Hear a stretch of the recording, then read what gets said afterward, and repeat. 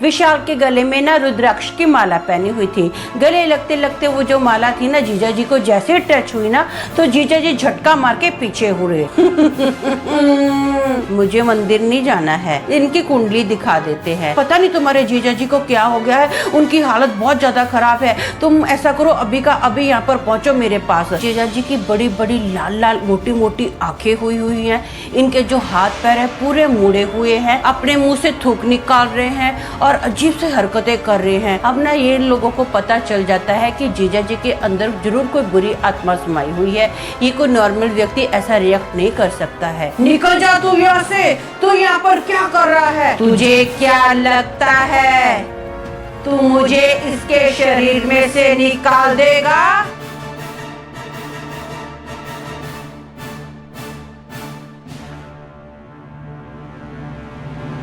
Hello दोस्तों, मेरा नाम अमन है। मैं आप सभी के मनपसंद यूट्यूब चैनल कहानी रंगमंच में आपका स्वागत करती हूँ। उम्मीद करती हूँ कि आप सभी अच्छे और स्वस्थ होंगे। इसी तरह की वीडियो देखने के लिए आप मेरे चैनल को सब्सक्राइब कीजिए और हाँ, बेल आइकन को दबाना मत भूलना ताकि आपको आने वाली वीडियो के नोटिफिकेशंस मिलते रहें। तो चलिए शुरू करते हैं आज का भयानक किस्सा। दोस्तों, आज का जो किस्सा है ये बिहार के आरा जिला का किस्सा है। वहाँ पर एक फैमिली रहती है जिसमें हस्बैंड वाइफ रहते हैं। हस्बैंड का नाम विशाल है और वाइफ का नाम रानी है। एक बार ना दोपहर का वक्त होता है, विशाल अपने घर पर खाना खाने के लिए आता है तो ये देखता है कि इसकी छोटी बहन जिसका नाम दीपा है और उसकी एक 8 साल की बेटी है जिसका नाम खुशी है अपने पति के साथ आई है। विशाल अपने जीजा जी को ना नमस्ते बोलता है तो जीजा जी ना सोफे पर लेटे हुए होते हैं। तो जीजा जी लेटे लेटे बोलते हैं नमस्ते और भाई क्या हाल चाल है? तो विशाल बोलता है जीजा जी ठीक है हाल चाल तो, लेकिन आप गले नहीं मिलोगे, खाली लेटे लेटे हाल चाल पूछ लोगे। तो जीजा जी बोलते हैं नहीं नहीं क्यों नहीं, गले मिलूंगा, जरूर मिलूंगा। जीजा जी खुशी खुशी उठते हैं और विशाल को गले लगते हैं। विशाल के गले में ना रुद्राक्ष की माला पहनी हुई थी। गले लगते लगते वो जो माला थी ना जीजा जी को जैसे टच हुई ना तो जीजा जी झटका मार के पीछे हुए। विशाल को भी थोड़ा अजीब लगा, उसको भी हल्का सा झटका सा लगा, लेकिन विशाल ने ना इस बात को लेट गो किया। उसने सोचा जाने दो, इतना ज्यादा क्या सोचना है। अब सब लोग मिलके खाना खाते हैं, हंसी मजाक कर रहे होते हैं, बातचीत चल रही होती है ना। तो बातों बातों में विशाल अपनी बहन को मजाक में बोलता है कि क्या हो गया, जीजा जी का क्या हाल बना के रखा है? हाँ कितने पतले हो गए हैं, डे बाई डे में जीजा जी को देख रहा हूँ वो पतले से पतले ही होते जा रहे हैं। तो उसकी बहन बोलती है यार मैं इसको कितना खाना खिलाती हूँ, बल्कि ये तो 2-2 3-3 लोगों का खाना खा जाते हैं, पता नहीं इतना खाना किधर जाता है। लेकिन जो जीजा जी है ना वो किसी बात में कोई रिएक्ट नहीं कर रहे होते, वो बस ना छत की ओर देख रहे होते, बस एक कोने पर उनकी नजर जो है ना टिक जाती है, यहाँ तक कि जीजा जी आंख भी नहीं झपक रहे हैं। तो विशाल बोलता है कि ऐसा लगता है मुझे ना जीजा जी के अंदर एक नहीं 2 लोग समाये हुए हैं। ये बात कर कर ना अभी ये मस्ती कर रहा होता है। तो अचानक से जब विशाल बात बोलता है ना तो जीजा जी फट से विशाल की ओर देखते हैं और बहुत ही क्रीपी स्माइल देते हैं। ऐसा करके विशाल फिर भी इस बात को लेट गो करता है। उसको जीजा जी की स्माइल थोड़ी अजीब तो लगती है, वो बोलता है चलो जाने दो, जीजा जी मस्ती कर रहे होंगे। विशाल अब अपने ऑफिस के लिए रवाना हो रहा होता है तो वो जाते जाते बोलता है कि ऐसा करेंगे आज शाम ना हम लोग सब लोग मंदिर में मिलते हैं, मैं सीधा ऑफिस से मंदिर आ जाऊंगा, फिर हम लोग घर पर आ जाएंगे। तो ये बोलते हैं जीजा जी के नहीं मुझे मंदिर नहीं जाना है। अब विशाल क्या बोल सकता है, जीजा जी ने साफ सीधा मना कर दिया है। तो विशाल बोलता है ठीक है मैं मंदिर से होकर आऊंगा, जिस किसी को अगर मंदिर आना है ना तो मुझे कॉल करके बता देना। ये बात करके ना विशाल अपने ऑफिस के लिए निकल जाता है। शाम को वो देखता है कि विशाल की जो पत्नी होती है वो मंदिर में आई हुई है, विशाल की बहन, यहाँ तक कि उसकी बेटी भी मंदिर में आई है। तो विशाल अपनी बहन को पूछता है कि जीजा जी को क्या हो गया है? जीजा जी तो इतने धार्मिक व्यक्ति थे, जब देखो वो तो मंदिर जाने के नाम पर सबसे आगे आते थे, पूजा पाठ करने में सबसे आगे थे। आज मेरे को साफ सीधा मना कर दिया कि मैं मंदिर नहीं आऊंगा। मुझे ना जीजा जी की ये बात थोड़ी अजीब सी लगी। तो उसकी बहन बोलते पता नहीं क्या हो गया है, कुछ दिन से ना अजीब सा रिएक्ट करते हैं, बहुत ज्यादा खाते पीते हैं, पूजा पाठ तो बिल्कुल भी नहीं करते हैं, हर एक बात पर गुस्सा भी कर लेते हैं, अपने आप में खोए रहते हैं। तो विशाल दीपक को बोलता है कि कल हम लोग ना ज्योतिष के पास जाते हैं, इनकी कुंडली दिखा देते हैं। तो दीपा बोलती है ठीक है। अब अगला दिन आता है, विशाल और दीपा ये लोग ज्योतिष के पास जाने वाले होते हैं। तो जीजा जी बोलते चल मैं भी चलता हूँ। तो विशाल बोलता है ठीक है। अब ना विशाल दीपा को और जीजा जी को ज्योतिष के पास छोड़ देता है और यहाँ से ये निकल जाता है सीधा अपने ऑफिस के लिए। इसका जो ऑफिस होता है ना, ये ज्योतिष के घर से 1 किलोमीटर की दूरी पर ही होता है। अब विशाल को गए हुए कम से कम रास्ते में 5-10 मिनट हुए होंगे। विशाल को ना फोन आता है। जब विशाल देखता है कि ये तो ज्योतिष का फोन है, तो विशाल अपना जो बाइक है ना साइड पर लगाता है और बात करता है कि हाँ सर क्या हो गया।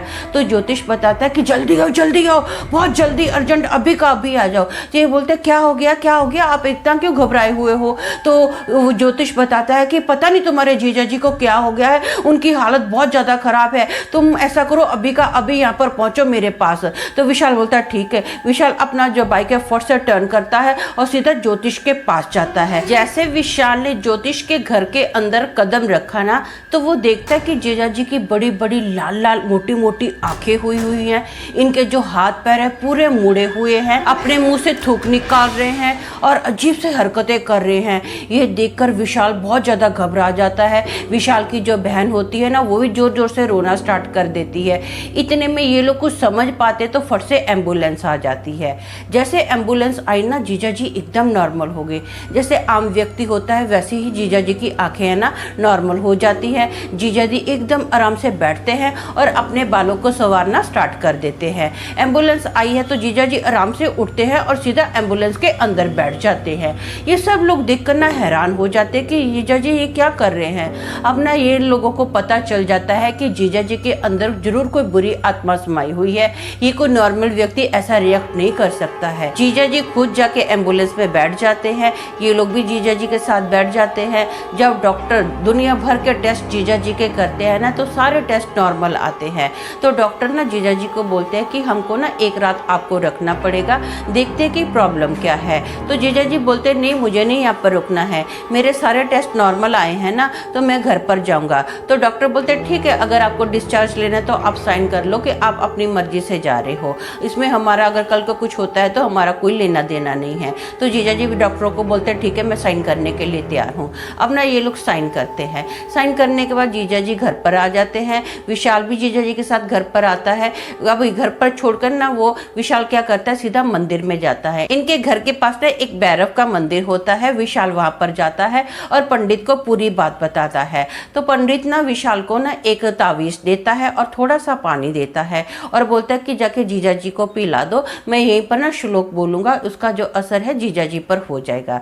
तो ये बोलते हैं ठीक है। विशाल ना वो जो पानी होता है और तावीज होता है वो अपनी बहन को देता है और बोलता है कि जीजा जी को पिला दे। तो दीपा बोलती है ठीक है। और दीपा थोड़े से पानी में ना पीने वाला जो पानी होता है वो जीजा जी को पिला देती है और नहाने के पानी में जो पंडित ने वो पानी दिया होता है उसमें मिक्स पानी कर देती है और जीजा जी के हाथ पर ना तावीज भी बांध दे देती है। तो जीजा जी बोलते हैं मेरे को बहुत शांति फील हो रही है, बहुत राहत फील हो रही है। तो विशाल बोलता है अच्छा अच्छी बात है जीजा जी, आपको पता है ये जो मैंने आपको तावीज बांधा ना और दीदी ने जो पानी आपको दिया था ना, ये पंडित ने मुझे दिया था। पंडित आपके लिए श्लोक भी पढ़ रहा था। जो पंडित जी है ना उन्होंने मुझे बोला है कि आप ना कल मंदिर में आना, पंडित जी आपको मिलना चाहते हैं। तो जीजा जी बोलते मुझे क्या हुआ है, मैं तो एकदम नॉर्मल हूँ ना, ठीक ठाक हूँ, मुझे नहीं जाना है।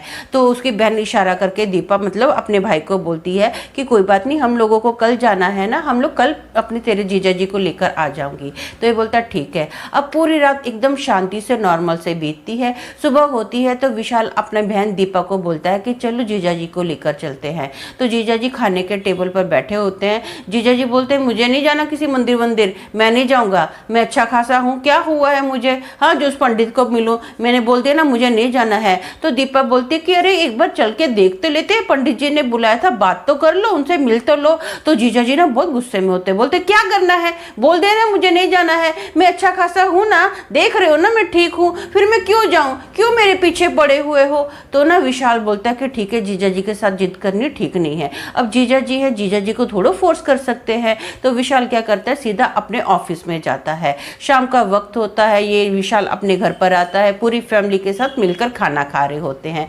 खाना खाने के बाद सब लोग अपने अपने रूम में सोने के लिए चले जाते हैं। रात के 2:30 बजे ना अपने जीजा जी के रूम से बहुत ही ज़्यादा आवाज़ें आती हैं, चीखने की आवाज़ें आती हैं। विशाल और रानी फटाफट ना उठते हैं और जैसे ही ये जीजा जी के रूम में एंटर करते हैं ना तो देखते हैं कि वो जो जीजा जी है ना अपने पूरे रूम में जैसे कोई कुत्ता नहीं घूमता है ऐसे चक्कर लगाता है, वैसे जीजा जी भाग रहे कुत्ते की तरह पूरे रूम में। ये देखकर ये सब लोग बहुत ज़्यादा घबरा जाते हैं। पता नहीं विशाल में इतनी अजीब सी ताकत कहाँ से आती है।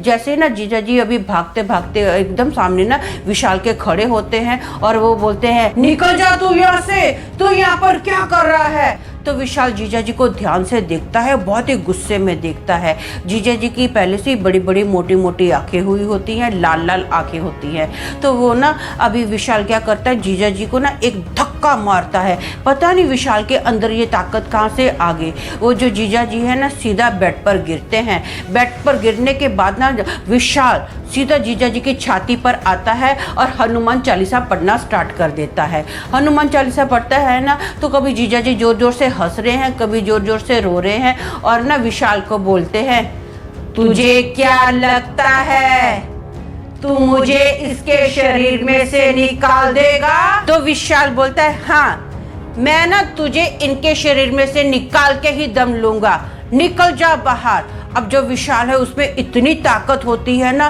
पता नहीं उसमें इतनी ताकत कहाँ से आ गई है। वो कंटिन्यू जीजा जी की छाती पर बैठा है और जीजा जी को गुस्से से वो भी देख रहा है और ना ये अभी प्रार्थना करनी विशाल स्टार्ट कर देता है। तो जीजा जी जोर जोर से रोने लग जाते हैं, अपनी पत्नी की ओर देखते हैं और बोलते हैं, दीपा ये मुझे मार डालेगा, ये मुझे खत्म कर देगा।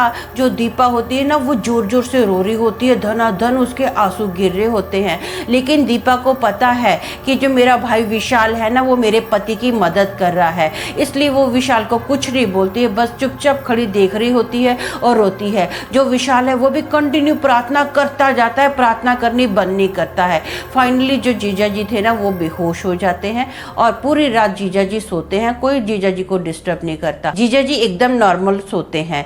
सुबह होती है, जीजा जी उठते हैं, एकदम नॉर्मल उठते हैं, सबसे अच्छे से प्यार से बात करते हैं और जीजा जी ना बोलते हैं कि चलो आज हमको जाना चाहिए, काफ़ी दिन से हम लोग आपके घर पर हैं, आज वैसे भी हमारी ट्रेन है, हम लोग निकलते हैं। तो ये बोलते हैं ठीक है। आपने जो विशाल है अपने जीजा जी को बहुत खुशी खुशी प्यार से गाड़ी में बिठाता है। उसके बाद जब जीजा जी अपने घर पर पहुंच जाते हैं तो विशाल अपना दीपा को फ़ोन करके पूछता है कि जीजा जी की तबीयत कैसी है। तो दीपा बोलती है कि जीजा जी की तबीयत अभी एकदम नॉर्मल है, अच्छे खासे हैं और वो जो खाना भी खा रहे हैं जैसे इनकी पहले डाइट थी उतना ही खाना खा रहे हैं। मुझे लगता है कि तेरे जो जीजा जी है ना एकदम ठीक हो गए हैं। तो दोस्तों मेरा मानना ये है कि अगर किसी में भूत प्रेत आता है ना तो डरना नहीं चाहिए, क्योंकि बचाने वाला वो है। तो आज के लिए बस इतना ही, कल फिर मिलेंगे और एक भयानक किस्से के साथ। तब तक के लिए शालोम, शांति और सलाम।